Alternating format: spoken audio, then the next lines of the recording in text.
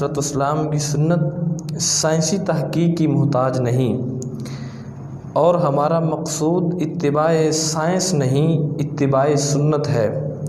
جب یورپین ماہرین برسہ برس کی عرق ریزی کے بعد نتیجے کا دریچہ کھولتے ہیں تو انہیں سامنے مسکراتی نور برساتی سنت مصطفی صلی اللہ علیہ وآلہ وسلم ہی نظر آتی ہے۔ دنیا میں لاکھ سیر و سیاحت کیجیے، جتنا چاہے عیش و عشرت کیجیے، مگر آپ کے دل کو حقیقی راحت میسر نہیں آئے گی۔ سکون قلب صرف اور صرف یاد خدا میں ملے گا۔ دل کا چین عشق سرور کونین صلی اللہ علیہ وآلہ وسلم میں ہی حاصل ہوگا۔ احباب وقار، یہ سنت نبوی صلی اللہ علیہ وآلہ وسلم یہ سائنس کتابیں نہیں بلکہ سائنس اس کتابیں ہے۔ جو سائنس تحقیقات ہو رہی ہیں، سائنسی تحقیقات سنت مصطفیٰ کتابیں ہیں۔ آپ اگر اس کا نتیجہ دیکھتے ہیں تو وہ اس میں سنت مصطفیٰ ہی ظاہر ہوتی ہے۔ بلکہ ایک ہارٹ اسپیشلسٹ کا بڑے وثوق کے ساتھ کہنا ہے کہ ہائی بلڈ پریشر کے مریض کو وضو کراؤ، پھر اس کا بلڈ پریشر چیک کرو، لازماً کم ہوگا۔ ایک مسلمان ماہر نفسیات ڈاکٹر کا قول ہے، نفسیاتی امراض کا بہترین علاج وضو ہے۔ مغربی ماہرین نفسیاتی مریضوں کو وضو کی طرح روزانہ کئی بار بدن پر پانی لگواتے ہیں۔ وضو میں جو ترتیب وار اعضاء دھوئے جاتے ہیں، یہ بھی حکمت سے خالی نہیں۔ پہلے ہاتھوں کو پانی میں ڈالنے سے جسم کا اعصابی نظام مطلع ہو جاتا ہے، اور پھر آہستہ آہستہ چہرے اور دماغ کی رگوں کی طرف اس کے اثرات پہنچتے ہیں۔ وضو میں پہلے ہاتھ دھونے، پھر کلی کرنے، پھر ناک میں پانی ڈالنے، پھر چہرہ اور دیگر اعضاء دھونے کی ترتیب فالج کی روک تھام کے لیے مفید ہے۔ اگر چہرہ دھونے اور مسح کرنے سے آغاز کیا جائے تو بدن میں کئی بیماریاں مبتلا ہو سکتی ہیں۔ احباب وقار، سنت مصطفیٰ کی حکمتیں بڑی ہیں۔ سنت مصطفیٰ ہے مسواک۔ اب مسواک کرنے کی جو حکمت ہے، مسواک میں بے شمار دینی و دنیاوی فوائد ہیں۔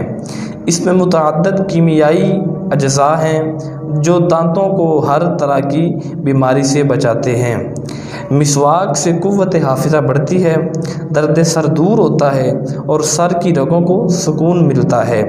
اس سے بلغم دور، نظر تیز، معدہ درست اور کھانا ہضم ہوتا ہے، عقل بڑھتی ہے، بڑھاپا پادیر میں آتا ہے اور پیٹھ مضبوط رہتی ہے۔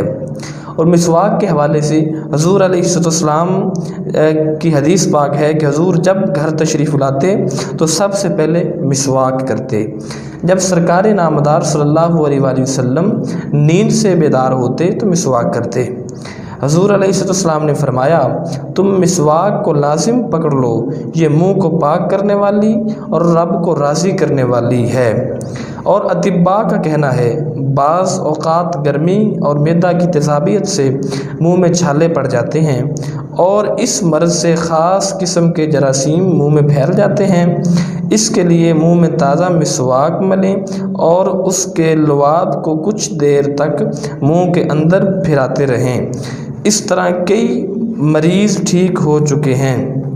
اور ہم اس کی نسبت آج کل جو یوز کرتے ہیں ٹوتھ برش، تو اس کے نقصانات بہت ہیں۔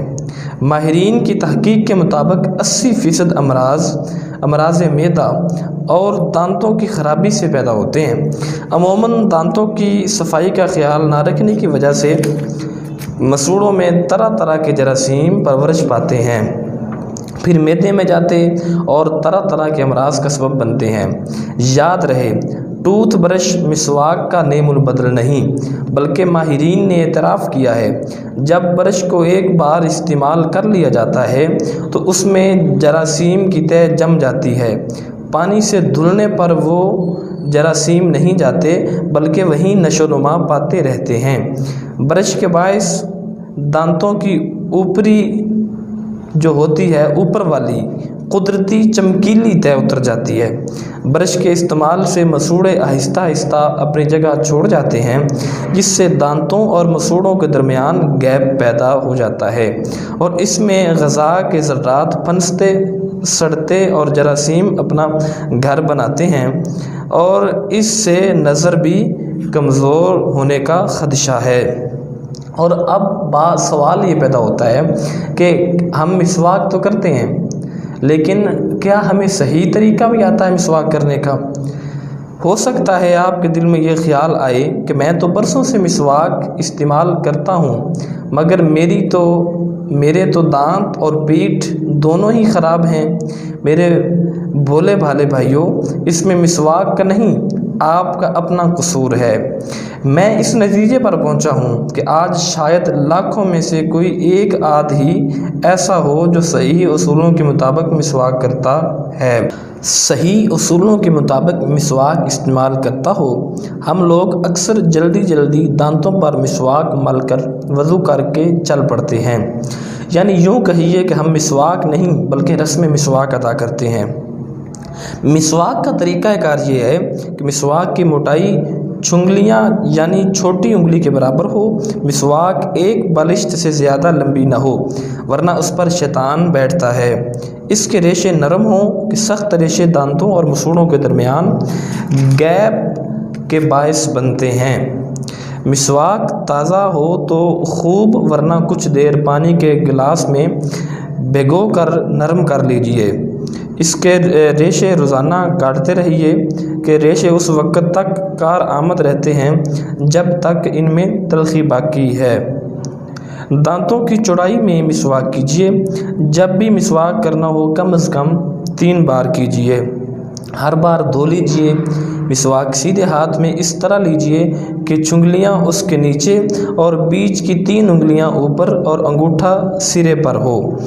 پہلے سیدھی طرف کے اوپر کے دانتوں پر، پھر الٹی طرف کے اوپر کے دانتوں پر، پھر سیدھی طرف کے نیچے کے، پھر الٹی طرف کے نیچے کے دانتوں پر مسواک کیجیے۔ مٹھی بند کر کے مسواک کرنے سے بواسیر ہونے کا خدشہ ہے۔ مسواک وضو کی سنت قبلیہ ہے، البتہ سنت موقدہ اسی وقت ہے جب منہ میں بدبو ہو۔